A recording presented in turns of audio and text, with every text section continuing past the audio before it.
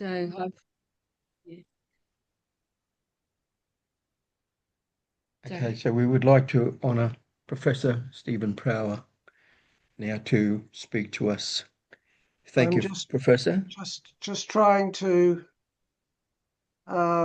share my screen. Yes, so you're co-host, so that should be no problem. All right, can everyone see the screen? Yes, thank you. Okay, so I just thought I'd start. Well, firstly, let me start by saying it's a privilege to be here, and it's also an enormous privilege for me to be sharing a forum with Marcia Langton, who is a legend in Australia, and I'm really honoured and feel very humbled to be sharing a podium with her, even if it's a virtual podium. So, look, I thought I'd start off by just giving you a snapshot of what's happening on university campuses.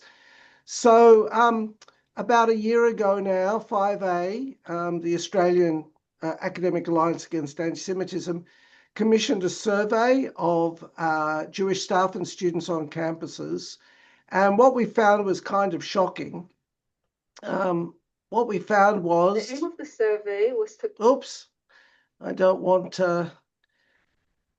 So we don't want Efrat's voice. So basically, we did the survey. We surveyed about 500 people or so. And what we found was that 93% of respondents had witnessed graffiti, posters, flyers, delegitimizing the right of Israel to exist. 92% had experienced verbally or through social media criticism of Israel's right to exist, etc., etc., etc. It's probably no surprise to you. This graph, sorry, I'll get to the graph in a minute, but the key issues that we discovered was that students felt ignored, cancelled, excluded from both students and staff. So this could take the attitude, for example, of seeing that you say I'm a Zionist and all of a sudden you're excluded from your group. This happened very often, for example, postgraduate students who rely on a group of postgraduate student social media groupings all of a sudden found themselves excluded. We had classes being disrupted. We had targeting of Jewish staff and students. Here are some pictures of my office as students invaded the office. What you'll see here in these pictures, this is my personal workspace. You can see here equipment on the table. And you can see that all the students are masked with keffiyehs. And everyone, I hope, knows what an upside down triangle means. And they obviously were very vigorous in their legitimization.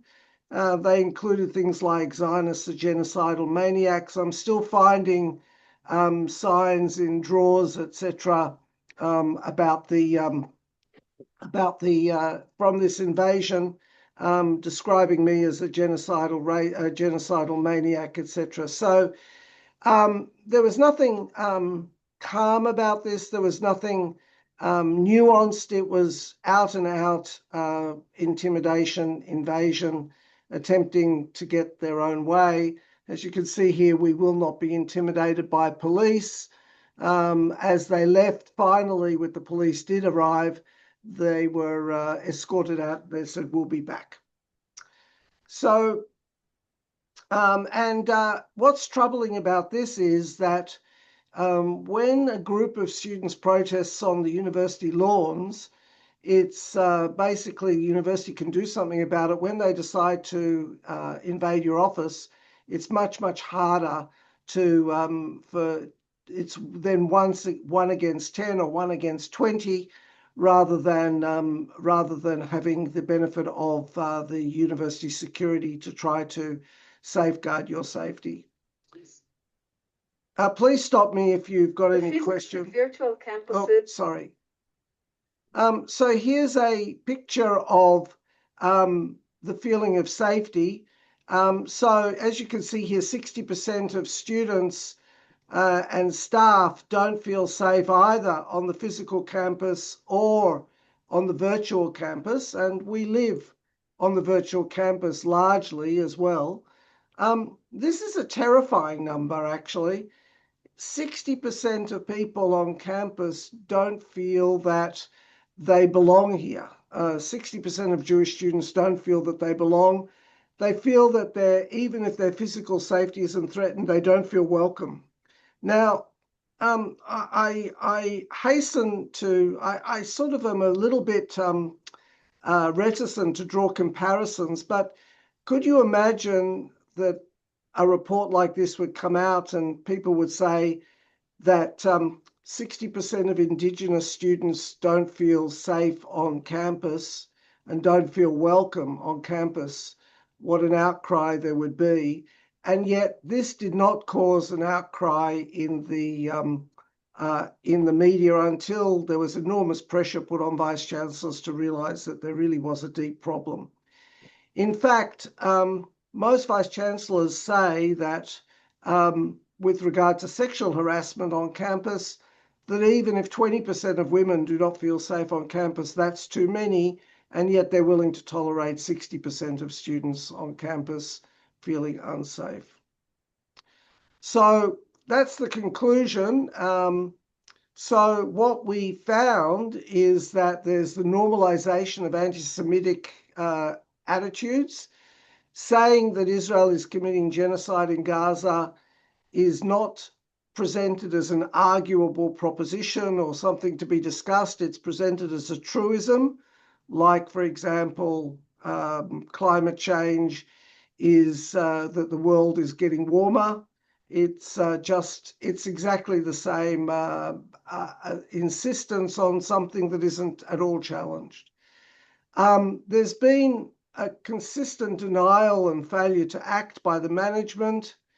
There is a lot of silencing of Jewish students and staff, not because they hold opinions about the Middle East, but we've had many instances of Israeli or Jewish staff coming to give a lecture about nothing to do with the Middle East, but protesters outside protesting that just because they come from Israel, they should be cancelled and not allowed to speak on campus. One of the most egregious examples of that was a student coming from the ANU who was on sabbatical from Israel, and he was described online as with blood running down his face and being described as an engineer of genocide, clearly designed to intimidate him and make sure that he was frightened off campus. I'm pleased to say that neither he nor the university backed down. He gave his talk without incident, but that was only because we put a lot of work into making sure that everything would go smoothly. So the argument that there's free speech is important, but it seems that there's free speech for everybody, but not for Jewish people. I don't remember a single case of a demonstration on campus where Jewish people were protesting protesting against Palestinian speakers, but the reverse is absolutely not the case.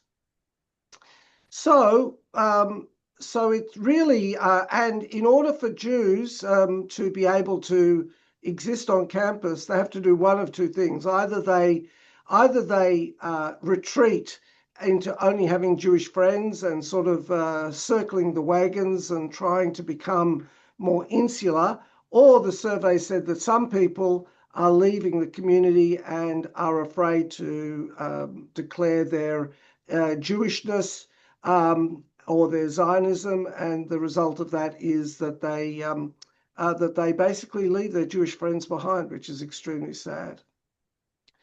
So, sorry, is everyone still with me? I can't hear anybody, but Yes. Yes. Yes. One of the problems with Zoom is you don't get any visual feedback. So I hope that I hope that that everyone's following along. If not, sing out. It's all good. It's all good. Okay. No, Thank it's you. not so good, but it's all okay. Well, So, I know what you mean. okay. So what do we want the universities to do? What would constitute real action by the universities? And some of these things have been done, but not all. So, for example, about 5 years ago, the government insisted that universities do something to address sexual harassment on campus. And indeed, the universities finally were forced into real actions, which included things like online education, reporting, having mechanisms for anonymous reporting, dealing with victims of sexual harassment in a sympathetic fashion, not minimizing their experiences. And gradually, actually, ironically, the reporting of sexual harassment has gone up, but that's because more people have more confidence that something will be done. Nevertheless, when the reports come out and 20% of women report that they don't feel safe on campus, the vice chancellors are very quick to come out and say, totally unacceptable. We want 0% of women to feel that we want 100% of women to feel that they're safe on campus. And I think that nothing less should be demanded by the Jewish community. We are not fussed about whether or not you use the IHRA or the Universities Australia definition of anti-Semitism, but let's have a definition. It's not really terribly important what the fine detail of the definition is. But I just like to point out that if you look at the internet, if you look at the newspapers, if you look at the protests, anyone who says that the definitions of anti-Semitism have in some way limited people's freedom of speech is living under a rock. The worst things are being said, and nobody is saying that they can't be said because it's anti-Semitic. And I think that this is a total furphy, this idea of limitation of freedom of speech. There's no limitation, at least I haven't seen it. People are free to say exactly what they want. But what we are trying to say is that there has to be a limitation on where they say it and when they say it, and it can't be in your face all the time, and it can't be people in my office, and it can't be people in public buildings. The protests have to be limited in time and space so that everyone has a say. We need a confidential and centralized anti-Semitism complaint system so that people can report anti-Semitic events without the worry that it'll come back to bite them in the future. I did mandated modules about appropriate workplace behavior last month. There was nothing in those modules on religious discrimination or anti-Semitism, but there was an awful lot about sexual harassment. In fact, nearly all of the examples were about sexual harassment or bullying, and not a word about religious discrimination. We need to do something about the horrible stuff that appears online. Universities are now taking down posters that are ugly and really not acceptable. But what's happening online is worse. And some of the pictures that are appearing online and some of the rhetoric, I don't know what universities should do exactly because they don't have high levels of control. But I think that some sort of policy about what lecturers can post online, people have to be responsible about their use of online resources. We need to have clear policy enforcement in terms of protests, no camping on the campus. The campus has to be an area for amenity for all. If you want to protest, firstly, you have to be a student or a staff member. Secondly, it needs to be limited in time and space. We need to insist that people can come to talk on campus, Jewish or Israeli, about their work. And it's not about the conflict in Gaza or in Israel. It's about medicine, neurology, neuroscience, quantum physics, and to exclude people just because they come from Israel is outrageous. And we need to make sure that these systems are working. So just to give you an idea, what would constitute the world's best practice? Well, I don't need to actually reinvent the wheel here. This comes from the Anti-Defamation League in the United States, which has put out a little booklet about what the ADL would like to see universities do. There's nothing here that is particularly controversial, and you can see here that it basically has both positive things and enforcement. So, for example, promote civil discourse on Israel-Hamas war and the Israeli-Palestinian conflict.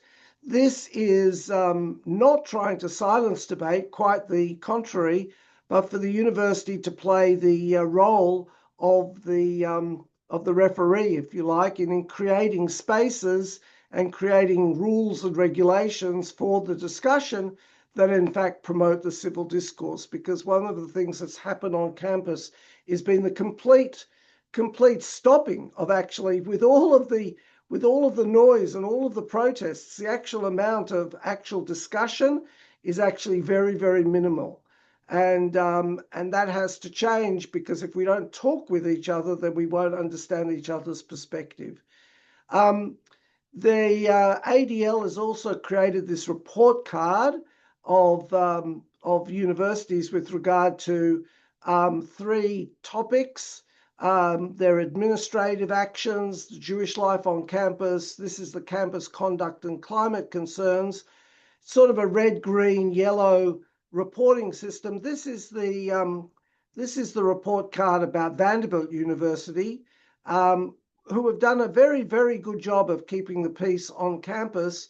And I highly recommend that you listen to some of the interviews with their president, who made it absolutely clear that the university was not going to take a position on the Middle East, partially because to take a position on anything, universities would say, everyone is entitled to an opinion, but the opinion of those who have studied and are truly academically versed is more valuable than the opinion of someone who just has watched the news and decided that, they have an opinion.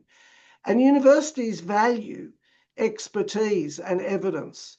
And so, for a university to come out and say, oh, we think this or we think that, it's not born of deep expertise. So what the university has to do is actually create an appropriate environment in which experts can discuss and we can understand the situation better, not just scream and shout that Israel is the horrible aggressor and the Palestinians are hapless victims. It's far, far, far more complicated than that. And we need to start to actually have discussions on campus, not just screaming matches. So I think I've spoken for long enough. I will stop there, and happy to have conversation and questions. Thank you for listening to this presentation. Well, that's wonderful.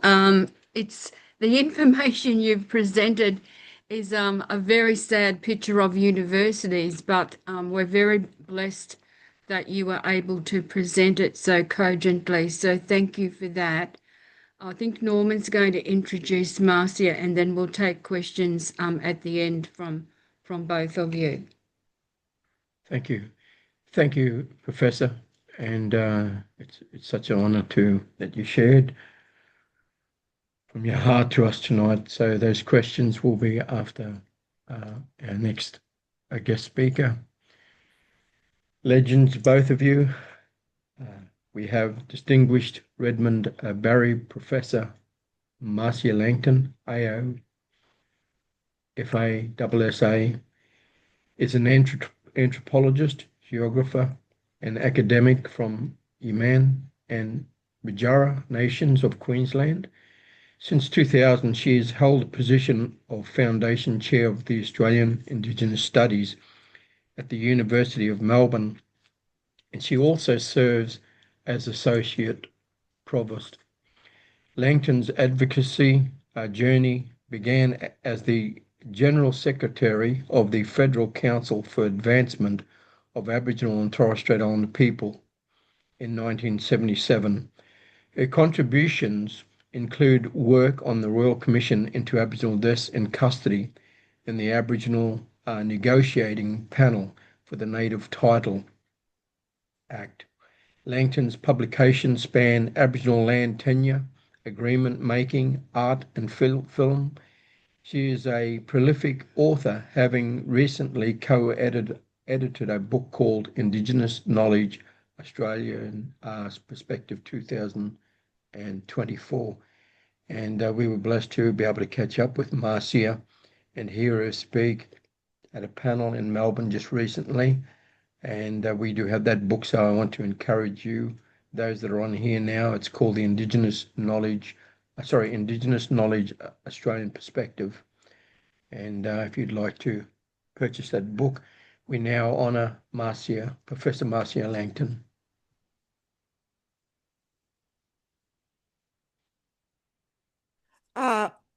Thanks very much to Barbara and Norm for organising this very important meeting. It's really an honour to be here with Professor Stephen Prawer. I'm the one who should be saying how proud I am to be speaking with him. I hate to think what your H index is, but, you know,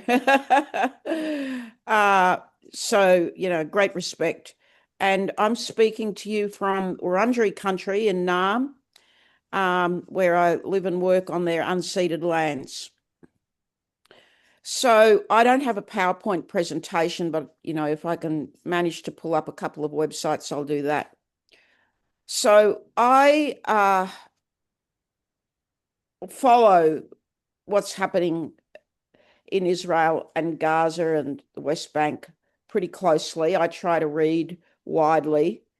And on the University of Melbourne campus, especially last year, I experienced the irrational rage of the pro-Palestinian campus at first hand, and probably even the year before, I think, when one of my keynote lectures to a major national education conference was disrupted by pro-Palestinian protesters who marched up Swanston Street and broke in, you know, came into the Asia Institute building, down into the lecture hall, and really shut my lecture down. And the conference was attended by a lot of older educationalists who were just fabulous. They just, you know, shuffled them out of the room and told them they were very rude and how dare you interrupt our conference, get out of here now. Security came. They were next to useless, of course. And about 5 or 10 minutes later, I continued with my keynote. A lot of my colleagues were there. A lot of my Aboriginal colleagues in the education sector were there. And they were so deeply shocked, especially because it was obvious that one of the protesters was Aboriginal. She had her face covered. All of them who invaded the lecture hall had their faces covered. But they were responding to a notice that had gone out on social media by Amy Maguire, who purports to be an academic up at QUT, Queensland University of Technology, that I was a Zionist. And that was on the basis of my article in the Australian in November, following the October 7 atrocities. And, if I could just, I'm sorry about this. It's, it might seem a bit indulgent or even vain to bring up this webpage, but I do think it's important because a lot of people that I've encountered clearly have no idea what Zionism and the great variety of views on Zionism. And so it seemed important to me to just ignore the accusation. At the time I did. And it took me a long time to understand what the hell they were talking about. And then I realised, as matters got worse and worse on our campuses, that there's a core of these pro-Palestinian protesters, even amongst the Aboriginal pro-Palestinian protesters, who seem to have been brainwashed by pro-Hamas propaganda. So I think this is our greatest problem, really, and that is that the pro-Hamas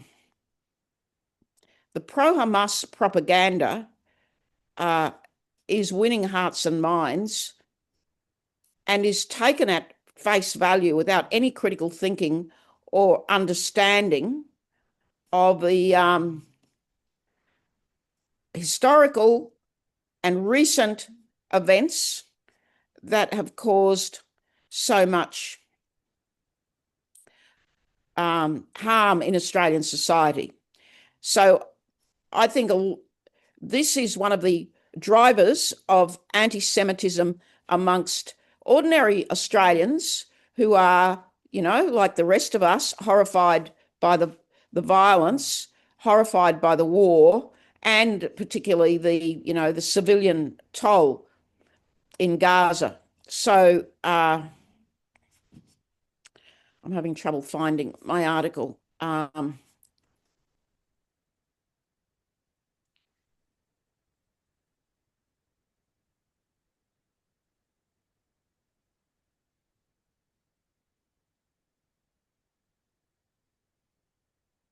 I made it very clear in this article, I'm still looking for it, sorry, that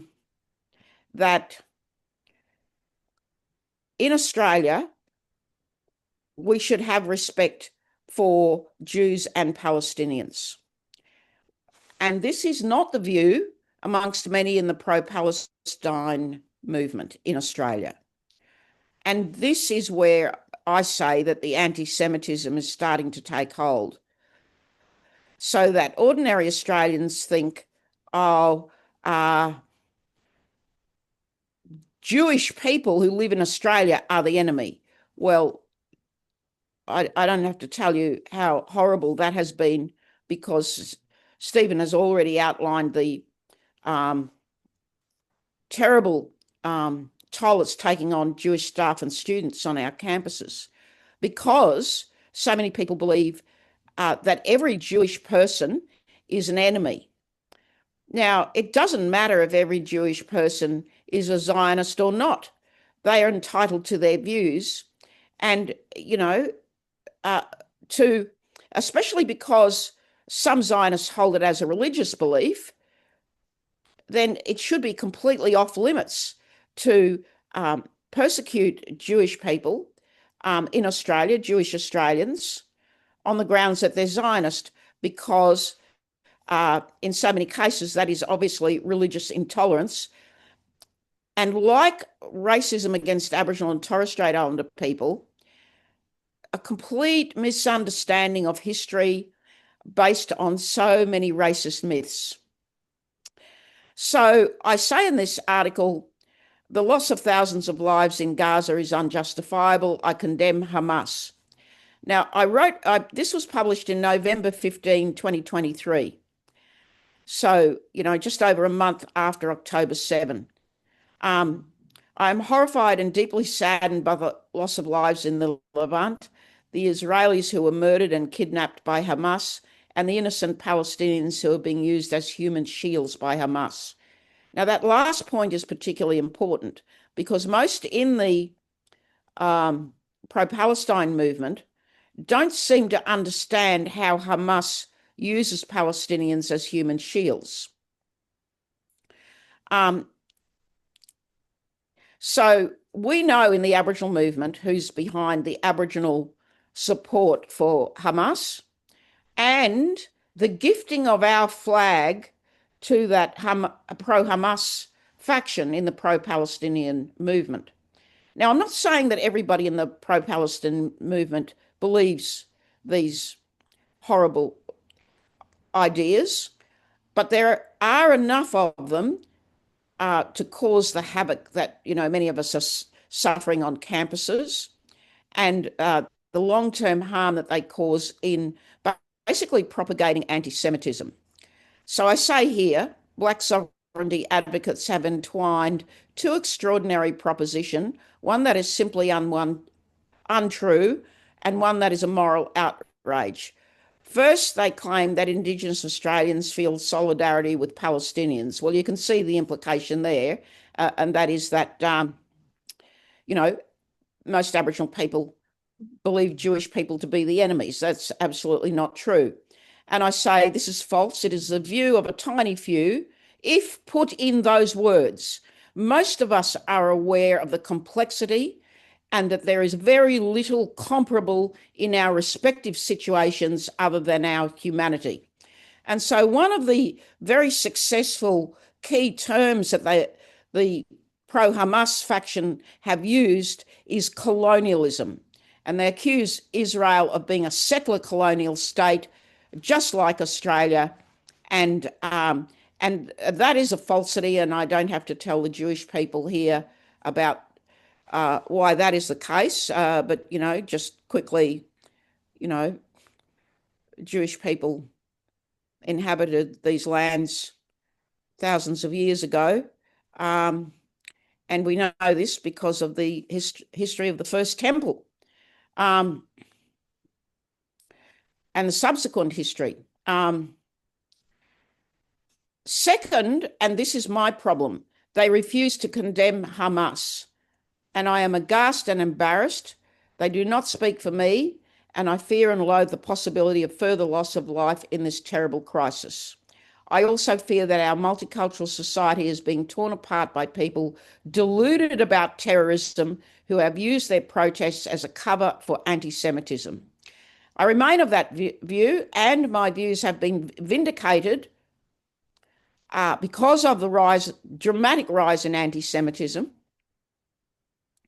and the increasing incidence of Hamas flags being flown at protests, the Iranian flag, other terrorist flags, and of course the news today that ASIO has uncovered and revealed that it was the Iranian government that organised the at least two incidents of attacks on synagogues and employed the ASIO chief said a layer cake of strategies to engage criminal elements to commit these crimes against Jewish people. And as a result, today, the Prime Minister and Penny Wong, the Foreign Minister, have announced that the Iranian ambassador and 3 of his staff have been told to leave the country. They have 7 days to get out. And the Iranian ambassador has been declared persona non grata. And that hasn't happened in diplomatic affairs in Australia since World War II. And so we all, who've followed these issues closely know that Iran is the funding body for many terrorist groups that not only attack Israel but other peoples in the world.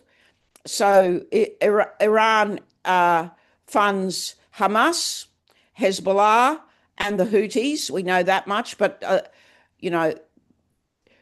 for the last quarter of a century at least, the Iranian government has been the core funding source for most Islamist terrorism in the world. I was very shocked at the beginning of these incidents.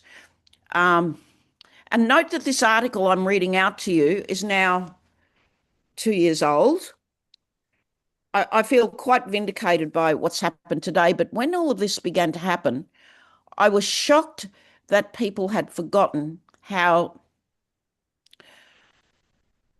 a very large number of Australians were killed in Bali by the Islamist terrorists in the Bali bombings. And I said this to a friend, and he reminded me that most of the youngsters who were protesting were too young to know about it. And so the growth of Islamist terrorism across the world is an unknown phenomenon to most of the youngsters. And I dare say many older Australians who, simply don't take the time to study world affairs. I say very clearly here, our Jewish and Palestinian communities deserve respect and compassion. I do not support the violence we've seen in Australia recently as a result of this conflict. Hamas are terrorists. Palestinian Islamic Jihad are terrorists. The slogan, "Not all Palestinians are Hamas," denies the fact that innocent Palestinians are being used as human shields by these terrorists. And I make it very clear that no legitimate Aboriginal leader will permit our movement to be associated with terrorists. And the majority Aboriginal view is a repulsion of terrorism. And then I recount a bit of recent history, such as 44% of Gazans voting for Hamas in 2006, which precipitated a series of crises and the Israeli imposition of siege conditions, with Iranian military aid to Hamas and for Palestinians, their status as human shields. And, those of us who follow this closely know that Hamas has cleverly deluded the Israeli government, and most of all Benjamin Netanyahu and his supporters, who aided and supported Hamas to avoid the two-state solution. So if more Australians paid attention to the detail, there would be a much more informed and nuanced debate about these matters, rather than the simplistic black and white version of events in Israel and Gaza that we have as a result of the lobbying by the Hamas. I call them the pro-Hamas faction of the pro-Palestinian movement. I actually have believed that it's very important that our Prime Minister and Penny Wong act in concert with other world leaders in this matter, because there's very little that Australia can do as, a single government to have an influence on these matters. But by acting in concert with other countries, and, it's belated, but, it has eventually developed with Macron declaring his support for the two-state solution and recognition of Palestine. And for saying all of this in this article, I was declared a Zionist. Now, I think the fact of the matter is that, and it's becoming increasingly obvious, especially with today's announcement, trying to figure out how to stop sharing. Sorry. How do I do that? With today's announcement about ASIO's discovery of what has happened with, in the burning of synagogues and other criminal acts sourced back to the Iranian government itself, that in fact, to be pro-Hamas now in Australia is essentially to be a traitor to Australia. Now, I think there's a lot that, needs to be said much more clearly about these matters.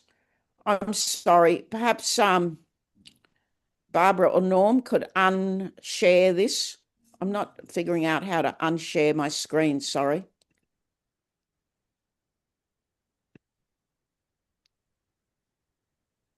In any case, I'm trying to stop screen sharing. Norm, Barbara, can you hear me? You just go to share and you just click on not to share. It's not happening for me. I do this all the time when I'm teaching, but it's not happening this time. Perhaps I don't have full sharing rights.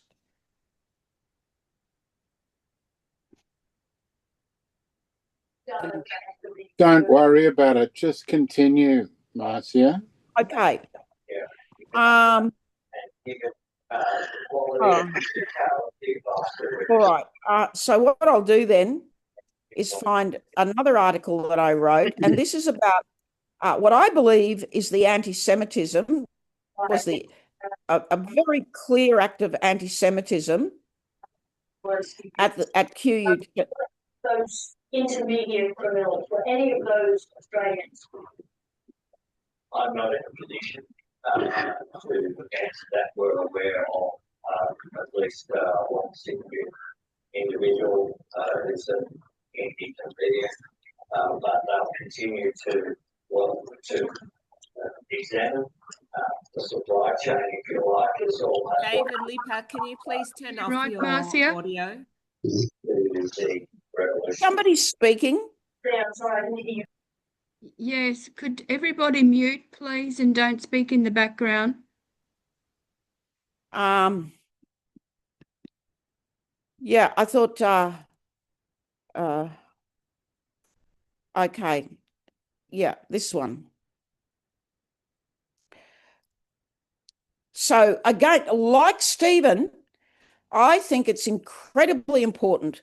It's essential now that our university leaders take much stronger action to stop anti-Semitism on our campuses and in all workplaces, in fact.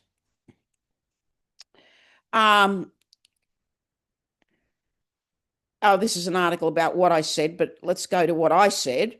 And I say the headline is "No excuse for allowing Jewish hate to fester." Well, hatred of Jews to fester on our campuses. I mean, look at this photograph. This is at the University of Melbourne in 2024, last year, and this was every day in our workplace, and not just a small group like this, but hundreds of people every day, and an incredible racket, and it was very disruptive to all of us. And of course, you can see from the way that they're wearing keffiyeh and flying Palestinian flags that their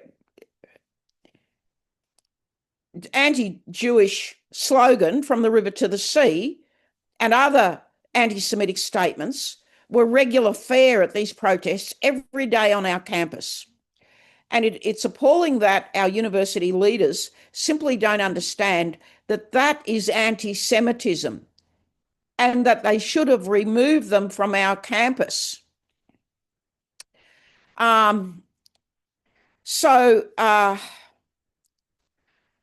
This is where I object to what's happening on our campuses in some detail. Of course, notably what had happened to Stephen Prawer when his office was invaded by these people.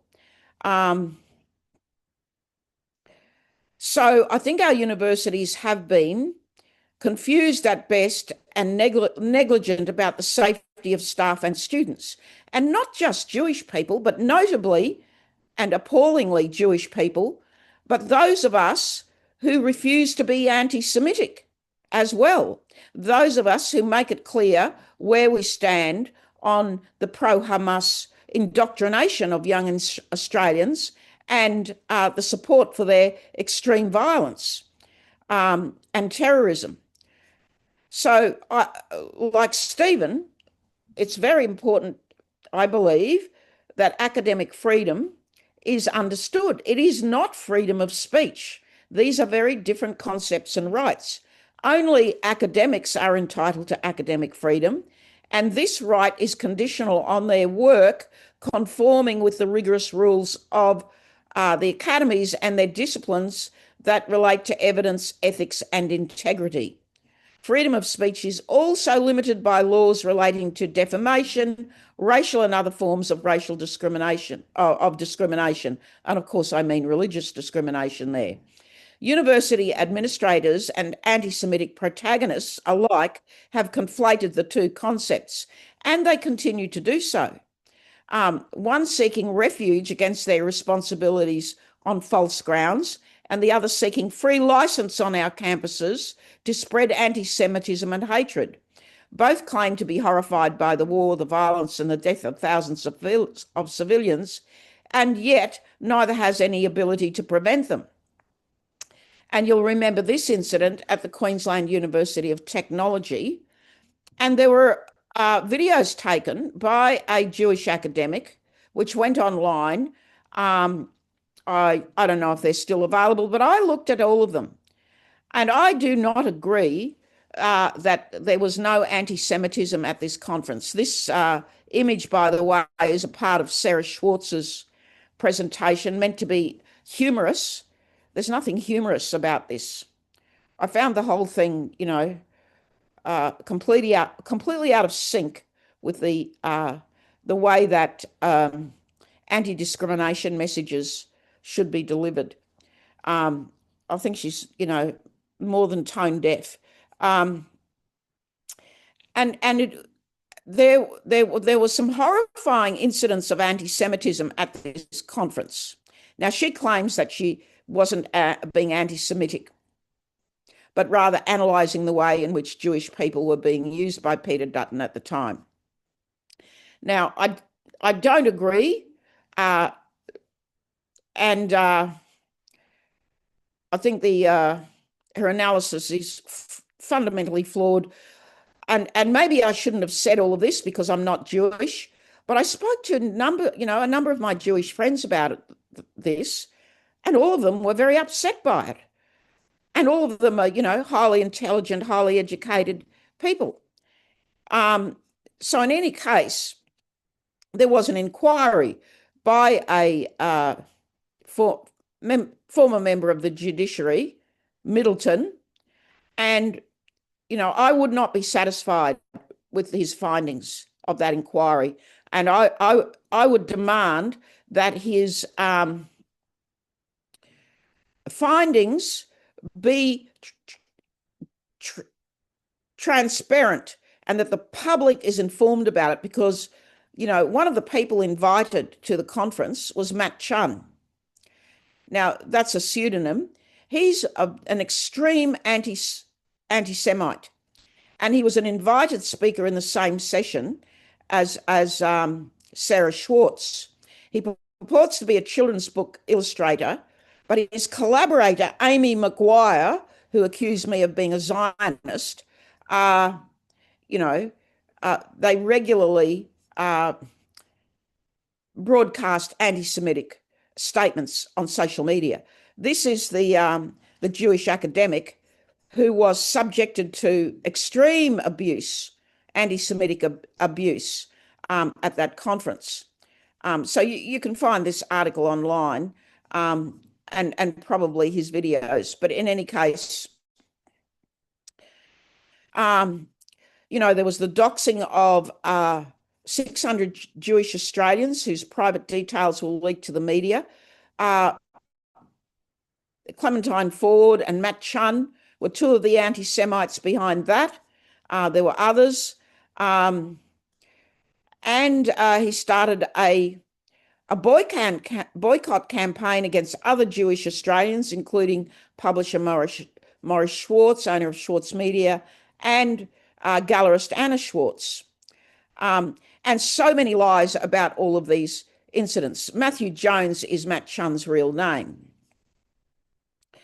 And he's, a regular white Australian boy, but an extreme anti-Semite.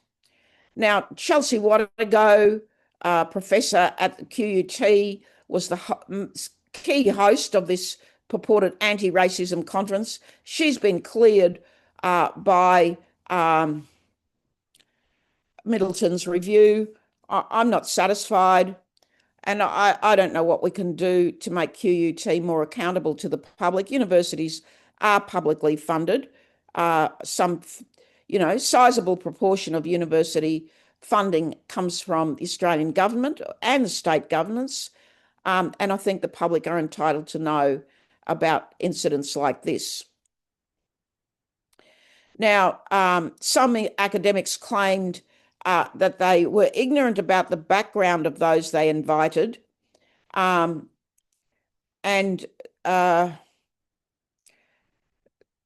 that it was not their job to manage the public debate. Well, I reject that, and I don't think that claim is sustainable, and I think that's one of the flaws of the report. Now, of course, nobody supports civilian casualties. Nobody supports war crimes. But we live in Australia, and persecuting Jewish Australians for activities in Israel and Gaza and the West Bank is anti-Semitic.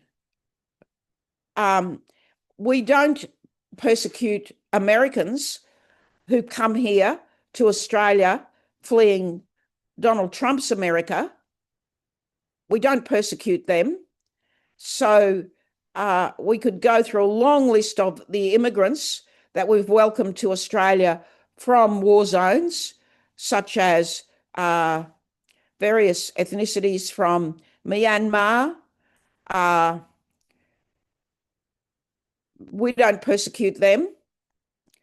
And, our country has actually harboured genocidaire over decades, including collaborators with the Nazis and Nazis, the Stasi, and Cambodian supporters of Pol Pot who were involved in the genocide there. So I don't think our community knows enough about history, and we desperately need an informed debate, and we need more information in the public domain. Once again, I'm going to try to unshare this.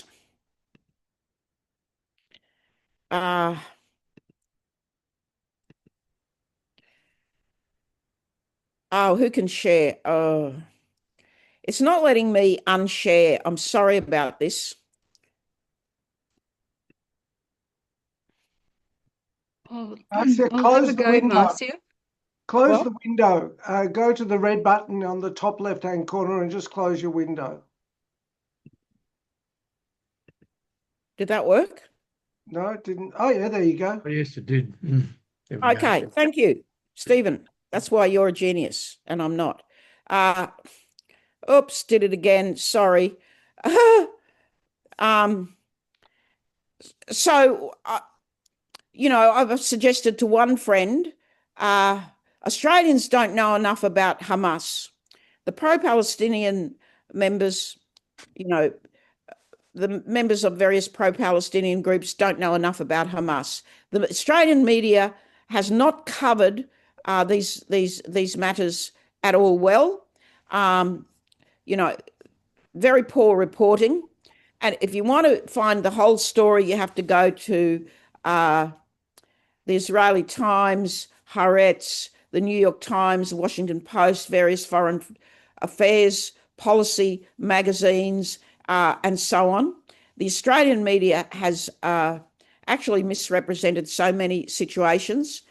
And now we have the situation where Australians have been informed that the Iranian government is behind these anti-Semitic attacks on synagogues, employing criminals. So I think it's time for people to start explaining who Hamas is and who Hezbollah is. Who are these people? What do they do? What is their history? Who funds them? And you know, break the romantic support amongst young Australians for what is essentially a terrorist organisation. Now, nothing that I say is a justification for any war crimes that might have been committed by Israel, by the IDF. And I'm, you know, and I say this, you know, out of a sense of love for all my Jewish friends.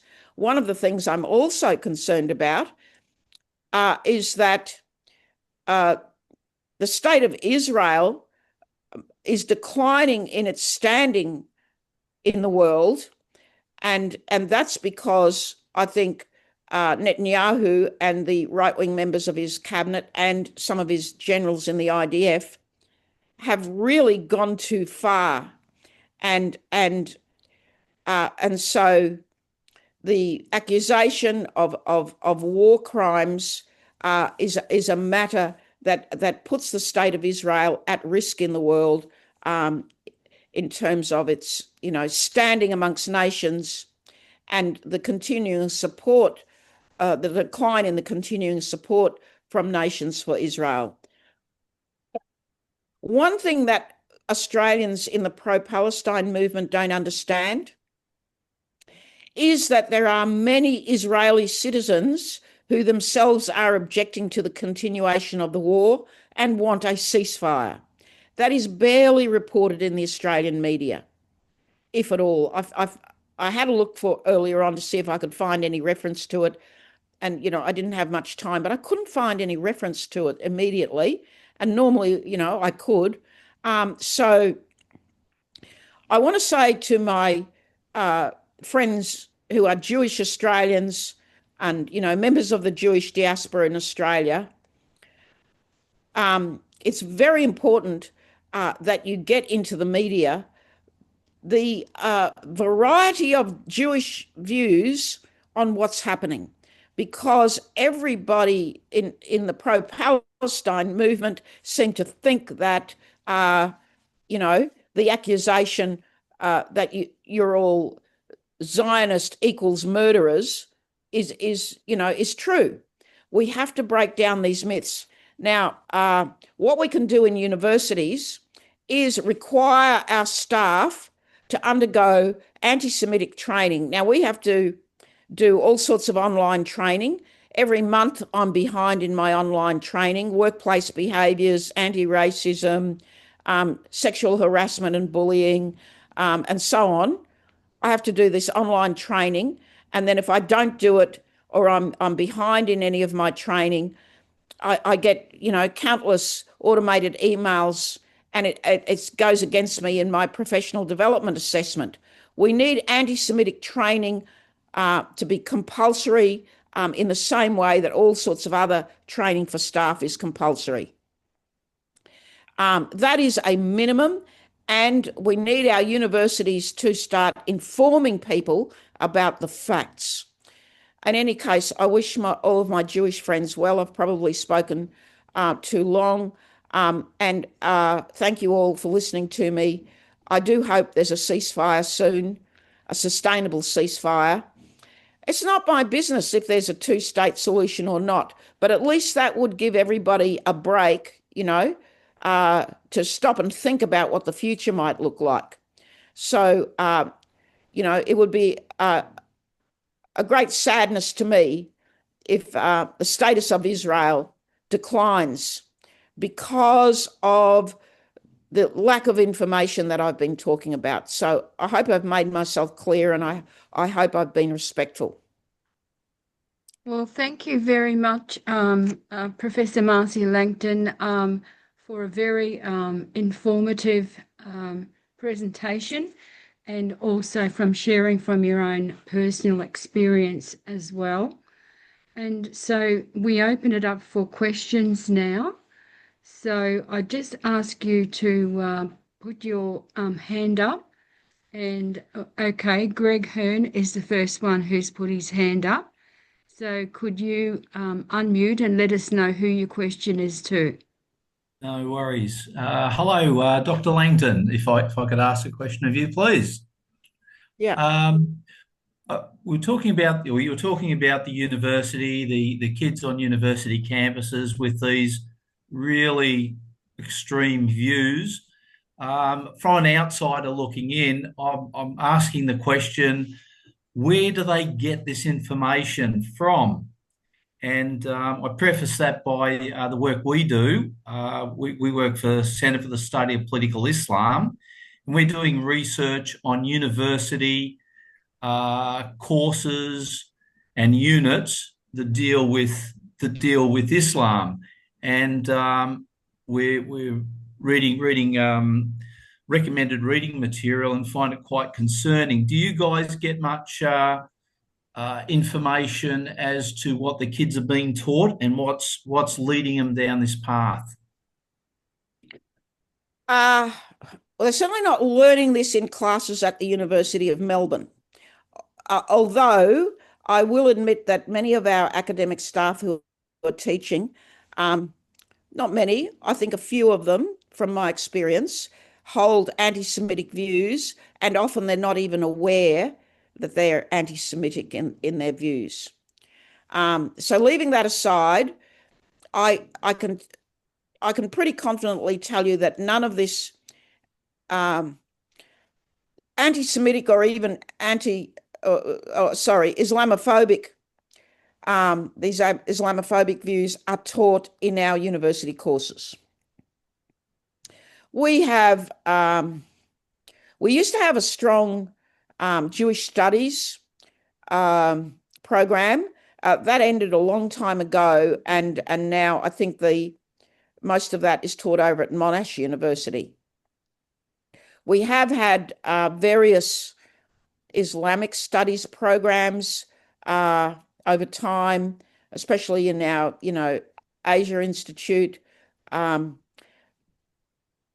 But not, we have a lot of students from Indonesia, for instance, and I myself have been involved over many years in various research programs and artist collaborations with the Makassar people from Sulawesi, who are Islamic peoples, of course, and I've tried to document their history of historical trade with Aboriginal peoples along the north coast of Australia. I did an exhibition. I've given seminars. I wrote the catalogue for the exhibition. I've given lectures at our Asian leadership group. They're very popular lectures, by the way. So I have, really great, deep collaborations with Islamic peoples from Indonesia as a result of the Makassar Aboriginal trade. So I think if I were, to hazard a guess as to where people are learning this, it's coming from the hard left, like Amy Maguire, and people like Matt Chun, and a group of people who believe that they're hard left, they believe that they're left wing, or they believe that they are proponents of critical race theory, but they're essentially not educated enough about world history to engage in some of these debates rationally. So if you look at some of the critical race theorists, some of what they're proposing is, really not supported by the evidence.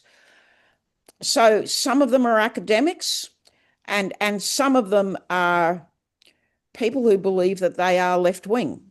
Well, it's really surprising to me how that many of these hard left activists in Australia have essentially flipped over to being really far right in their anti-Semitism.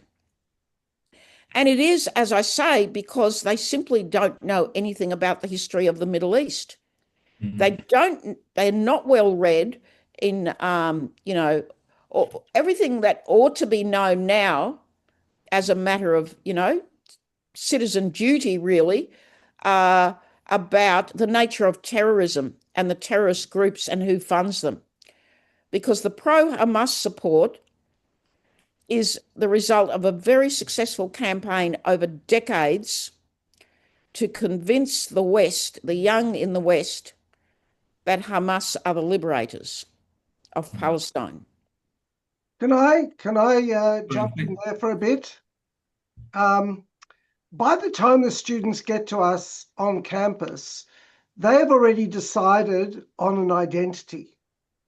And we find that those students have already basically adopted a certain set of values that are not subject to the critical evaluation. Rather, they are judged by how acceptable they are in that group. And this is very hard to break when they get to the university, because it's like a conspiracy theory. You can take a conspiracy theorist and try to convince them about how their beliefs are ridiculous, but they won't renounce them, because renouncing them also means renouncing their identity and their group. Now, this is a very powerful new paradigm for education. And what's happening at the university now is we used to be, academic staff used to be custodians of knowledge, or at least how to use knowledge. That is no longer the case. And we have these strong echo chambers of, so I'll give you a concrete example of that. You can ask students to form a view about any subject and then challenge them. How are they going to come to an informed opinion about that subject? I'm not talking about Middle East or whatever. I'm talking about using gas for heating, or for, should gas be part of our energy mix? And it's surprising how hard it is for the students to actually articulate how they will come to an informed opinion. In my opinion, this is what we need to be educating the students, not telling them what to think, but how do they use all the information that is now available to them. So, for example, most students have no idea about how to detect a good website from a bad website. Students don't know how to vet information. Students simply gravitate towards the idea of what they believe must be true. And universities have to, beyond this current conflict, even beyond anti-Semitism, we must restore the respect for evidence, the respect for finding out what is true by investigation, rather than just by it's true because, the joke is, from the river to sea, Palestine will be free, must be true because it rhymes. That's a joke, but it's a serious joke that you have to realize how attractive this is for the belonging. Some people have said that backing the Palestinians is the new religion for students that have no religion and have no belonging. You could actually see it on the encampments. They were having a terrific time, really enjoying themselves and their company. But none of them were actually thinking about actually doing something positive for the Palestinian people, collecting textbooks for the kids, contacting them by Zoom, talking to them about, their experiences. None of that. You didn't see any actual affinity for the actual plight of the Palestinians. All you saw was anger against Israel. And what Marcia said, when people say, when does anti-Zionism turn into anti-Semitism? Simply, no state in the whole world has had its right to exist predicated on its actions. Not Russia, not Syria, not Afghanistan, not Myanmar, not China. Only Israel is being challenged that its actions constitute reasons for its destruction. And that is anti-Semitism. I think the common element of Zionism is Jews want a place of their own. That doesn't mean that it's going to be instead of somebody else. And Jews are entitled to have those views on campus without being eliminated. But we have, Greg, I think, to rethink fundamentally how we teach our students. We have them for 3 years, and I do my best, not Gaza, but in physics, to challenge them to be able to come to a view that is defensible and is based on evidence. It is an enormous struggle in today's world.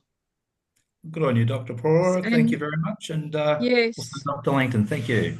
yes, wonderful answers from both of you. And this is one of the reasons that Indigenous Friends of Israel, why we have developed anti-Semitism education for primary schools, and we hope to go on to doing it for secondary schools, because as Professor Prawer has said, once they get to university, it's too late in a sense, because they've already established their identity, and it's very hard to change it at that point. And I think there's a big failure in our schools with regard to teaching critical thinking, and very often it's more like a propaganda, unfortunately, from some of the teachers in our schools.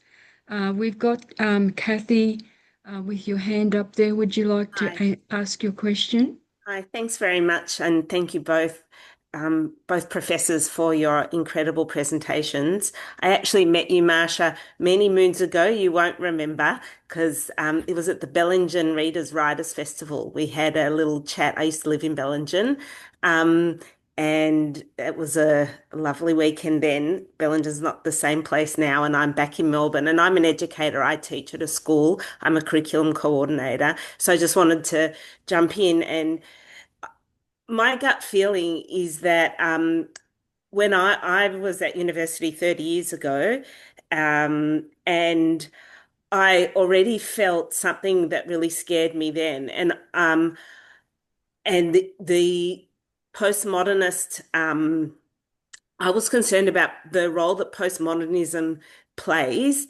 and I feel like has infiltrated the education system, the way the curriculum is built, what we read and what we study and how we study it.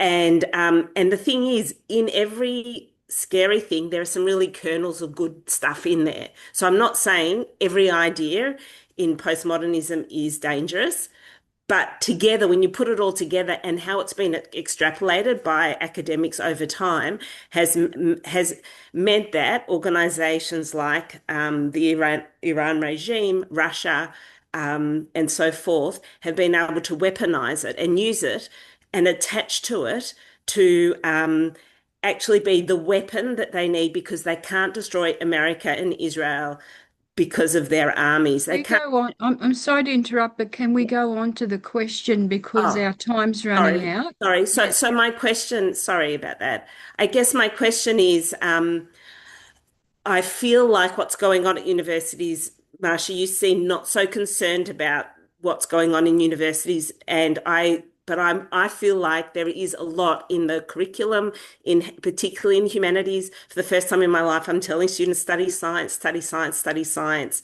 Be with people, because it feels safer and more acceptable to go to evidence-based.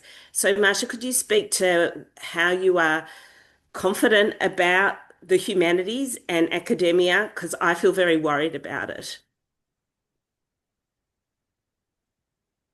I don't disagree with what you've said at all. My only point was, I do not believe that our university courses are the source of anti-Semitism. And I put something up on the screen before to show you what I do believe is the source of it. If I can find it. I think it's that one. Oh, God, no, that's I did have it up on screen a moment ago. It dates back to 1971. If you have a look at the just Google Socialist Workers' Party against Zionism. That's what I did. Now, there are these left-wing groups on every campus. They're called Socialist Workers' Party, and there are others. They're just one brand. And most of these left-wing groups are very active amongst the students. Every year, they start in orientation week. They organise conferences, they organise events.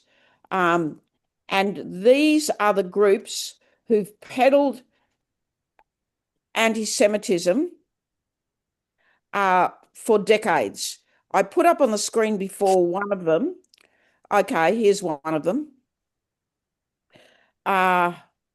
This is a resolution on Israel and the Arab Revolution, and it's dated from 1971. I think that's it there. Look at this, 1971. And in the public domain, it can be found in the Encyclopedia of Trotskyism online, 2009. The Socialist Workers' Party gives unconditional support to the national liberation struggles of the Arab peoples against imperialism. That is, we support all these struggles regardless of their current leaderships. Our foremost task in implementing such support is to educate and mobilise the American people against US imperialist actions in the Mideast. Now, I probably don't have to go on to show you how this is the source of the anti-Zionism and the equation of Zionism with imperialist violence. You can just do what I did. I Googled Socialist Workers' Party against Zionism. Yeah, look, absolutely right on there, Professor Marcia. We've got two more people, Gilad Zuckerman and Sherry Lower. I'm conscious of the time, it's 8:24, and we've got Jeddah Bradley. We'll have to make those the last three. So, Gilad, would you like to go first? Yes, I'll be very quick. Thank you so much, Professor Prawer and Professor Langton. I have a question to Marcia. Do we have any figures about the percentage of Aboriginal people today who are supporters of the Jewish people, like Barbara? Do we have any figures? Because I've never heard of any figures. And the other question is about indigeneity. How would you analyze it? I mean, Jews on the one hand are the ancient indigenous people, and therefore you would have expected Aboriginal people to be on their side. But on the other hand, Jews are seen here in Australia as colonizers as well. So what would be your take on the indigeneity or indigeneity, as I call it, indigeneity, like a Jewish indigeneity? Yeah, good question. And this is something that, Jewish writers and their allies really need to put into the Australian media more. I've made it very clear that Jewish people are Indigenous to Israel. I've made that absolutely clear. But so too, I think, other peoples who call themselves Palestinian. And I don't have to tell you that that's a complex question. And that, since time immemorial, all sorts of people have shared those lands, but it's plain and clear that Jews are Indigenous, Anyway, there aren't any numbers on how many Aboriginal people support Israel. There haven't ever been any surveys as far as I know. If there were, I'm sure it would come to my attention. But I'm just speaking to you from my personal experience. I know what's happening pretty much across Indigenous Australia because it's my job to know. And I'm in touch with Indigenous people all the time. And I can tell you that, for instance, in Brisbane, when the QUT anti-racism conference was happening. The ordinary Indigenous leadership in Brisbane, the people who run the medical services, the legal services, the radio station, were deeply embarrassed by the anti-Semitism. And they've taken their own course of action, which I'm not at liberty to talk about, to rein in the raging anti-Semites in our own community. Anyway, the other point to make about that is that for a very long time here in Victoria, the Aboriginal community has been very grateful to the Jewish community for their support, because the Jewish community celebrates the fact that William Cooper organised a march in Melbourne to protest against Kristallnacht and delivered a letter of protest to the German embassy at the time. And, that's a matter of legend here in Australia. And frequently, I don't think it's annually, but I've been to several of them, there are joint events by Jewish people who live in Victoria and Aboriginal people from Victoria, especially the Yorta Yorta, who get together to celebrate that protest against Kristallnacht. And I think you'll find, well, I was, as Barbara or Norm pointed out, I was the last General Secretary of the Federal Council for the Advancement of Aborigines and Torres Strait Islanders. Now, most of you have never heard of that organisation, but it was before, until, not long after the 1967 referendum, our largest association, probably our own, yes, it must have been our only national association. It was a voluntary association. We had 2 levels of membership. Aboriginal and Torres Strait Islander people were members, and our allies who were not Indigenous had associate membership. And, there were, quite a complicated voting arrangement. But a lot of the pamphlets and campaigns run by Fakatsi over decades, including the campaign for the 67 referendum, were written by our Jewish allies who were lawyers and other supporters. And that's how we got the referendum in 67. And also they, joined us in lots of other campaigns. So, all of us older generation who were in Fakatsi remember all of our old friends. And I've given a couple of lectures on it. There's, quite a lot to be said about that, but the younger generations just don't know. And they don't know that the late Ron Caston QC and Brian Kean Cohen QC represented Koiki Mabo gratis for 10 years in the Mabo number 2 case. And it was actually those 2 Jewish lawyers, QCs, who successfully argued native title in the High Court. And they achieved the recognition of native title with, by advocating for the litigants, Koiki Mabo and others, and also overturned the legal fiction of terra nullius in Australian law. Because the young don't read. And, nobody teaches this stuff. I used to teach it once upon a time, but, this is my point in agreement with, I think, Kathy. Yep. Yes, Kathy. Okay. about postmodernism. Yeah. So empirical history has been being driven out of the universities by postmodernism, yes. Wonderful. So thank you so very much for that. We have Sherry Lower, who's been trying to ask a question. So we've got Sherry, and then we've got Jeddah, and I guess if we can fit Annie Pratton in, if Marcia and Stephen Prawer have got a little bit more time. If we can just move it really quickly. Okay, I'm Sherry. I'm from the Northern Territory, Aboriginal and Torres Strait Islander person living here out in the sticks. I just got a question quickly for Professor Marcia. A lot of Aboriginal people and Torres Strait people do support Israel because we know that they're Indigenous, and we are disgusted and appalled and very upset that the Aboriginal flag has been misused for pro-Palestinian political agenda. Professor Marcia, why do you think some Aboriginal people are supporting these pro-Palestinian protests? And the other question is, which I think people have already answered, do uni students actually learn about Australia's relationship with Australia and about Beersheba and about our soldiers? Thank you.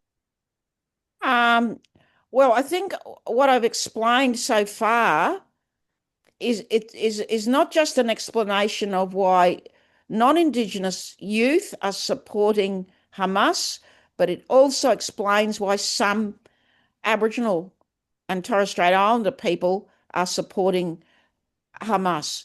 Essentially, they've been brainwashed by the left. The left itself has been brainwashed by decades of pro-terrorist propaganda by, for instance, the Socialist Workers' Party, but many other leftist groups. And no, this is not taught. And this is my point. We desperately need anti-Semitic education. So not only workplace training, as I previously recommended, and I was, talking too much and didn't want to go into how I believe we need anti-Semitic training in our schools. We need curriculum in our schools and in our universities because anti-Semitism has become such a horrible blight on society, but so too has Islamophobia, and so too has racism become a blight, racism against people of colour. I've been engaged in a study with some colleagues for the Australian Human Rights Commission, interviewing students and staff about racism on Australian campuses. Now, it is a commercial in confidence report, so I can't give you the findings, but across the spectrum of Indigenous, African, Pacifica, non-white and Jewish students and staff that we spoke to, they all report horrifying levels of abuse and discrimination on our campuses. So I was pleased to see the data that Stephen Prawer showed earlier, because that's what we found. Although we didn't do a survey, the Australian Human Rights Commission is conducting a survey. We interviewed people. So, the Islamophobia is also extreme. So Muslim students also reported extreme abuse and discrimination. So we need to do something about both anti-Semitism and Islamophobia. And we need to make it very clear, a very clear basis for our social cohesion policies, that just as the Prime Minister said today in relation to Iranian funding of terrorist activities in Australia against the Jewish synagogues, we don't want your wars here. This has to be made very clear. Yes, excellent response. So, Jeddah, can you quickly ask your question, and then we'll have to end with Annie. So thank you so much. Thank you both for a really fascinating conversation tonight. Professor Prawer, I wanted to ask you whether you think, because I know that intersectionality is taught directly in courses such as psychology and journalism in universities, whether you think that is having or contribution to anti-Semitism. Yeah, look, I'm going to be very blunt here. If you've read Timothy Lynch or others, the anti-racism training is actually backfiring and is turning into anti-Semitism. I know that this will sound very crude, but from 1971 to from 1976 to 1991, the UN had on its books that Zionism was racism.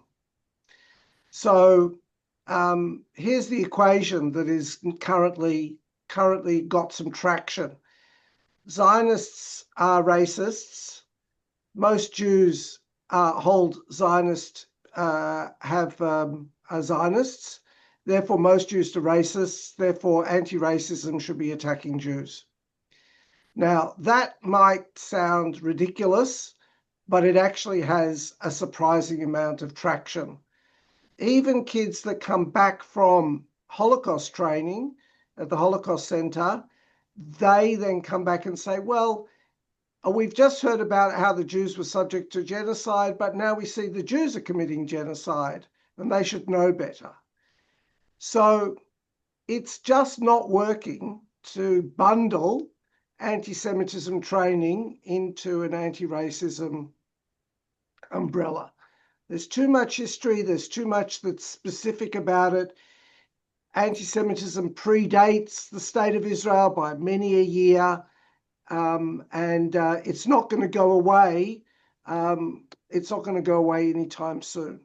So I think, and also there's something else that I just want to say here, is the idea of Plex. I was in Canada recently and I heard about Plex, which was people with lived experience. Around the universities, the university wants to put anti-Semitism into the anti-racism education bucket. But my view, for what it's worth, is the Jews are the only people in Australia whose synagogues have to be protected. So when the synagogue was firebombed in Melbourne, across the road was a church and you could walk into the church 24/7. So what does it mean to be part of a community that you have to have your places of worship constantly protected 24/7 and you need to screen people before that they can come in because you're afraid of being hurt?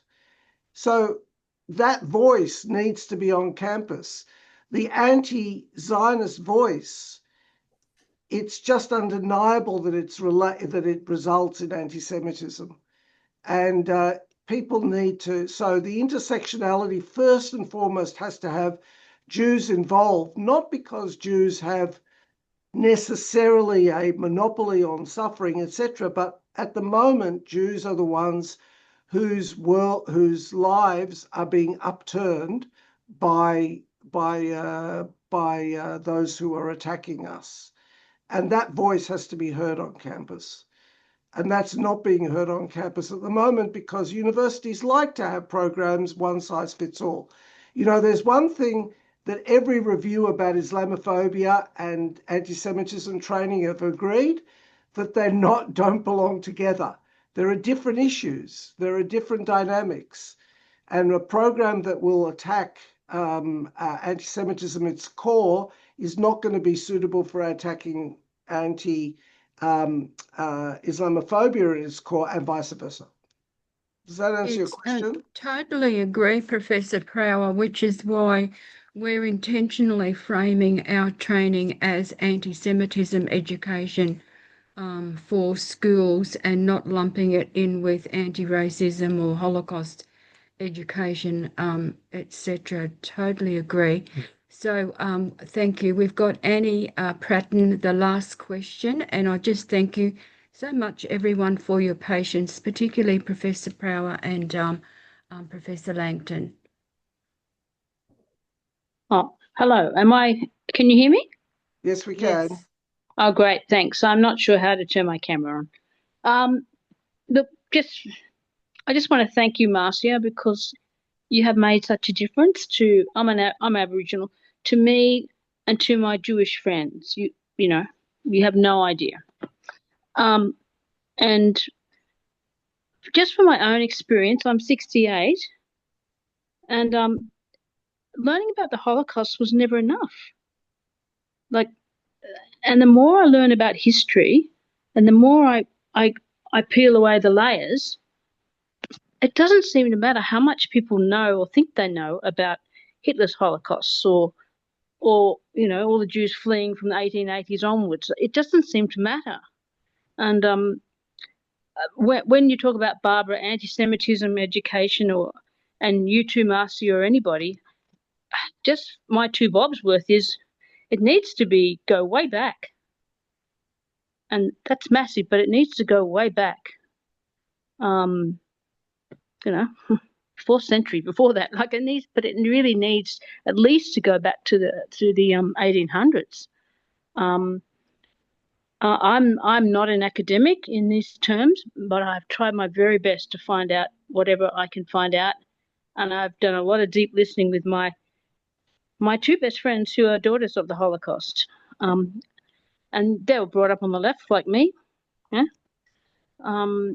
And I've been really hoodwinked, and I know I'm a Zionist now because I know what it means. But as someone mentioned, the 1975 resolution that was put forth by Russia to the UN and accepted, anti-Zionism is racism, I was buying that without even realizing I was buying it. But I've always had, empathy and learned about Israel.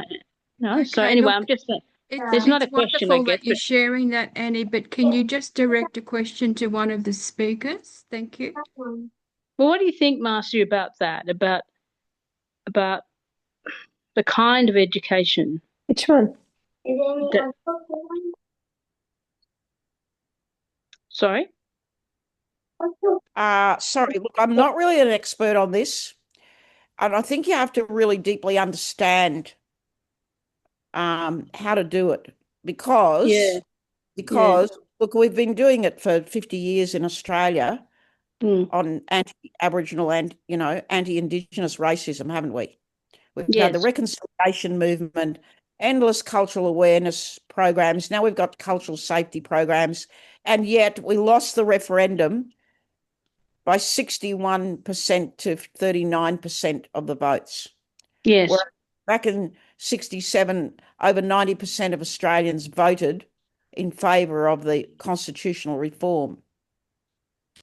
So, my estimation after that, terrible referendum outcome in 2023, October 2023, was, well, all of our reconciliation movement hasn't really paid off very well for us. It's actually, if you were a bit brutal, you might say it's been a terrible failure, actually, because we have the outpouring of racists against us during the referendum was pretty shocking, wasn't it? Even our children in school were harmed. We had to, set up an emergency psychological counselling line because of the gross racism. Where some of our medical services had to go offline and shut down their websites because of the surge in racism. So I'm actually having a big think about what works and what doesn't work, because I'm pretty upset about the referendum outcome. And, look, our friends have just said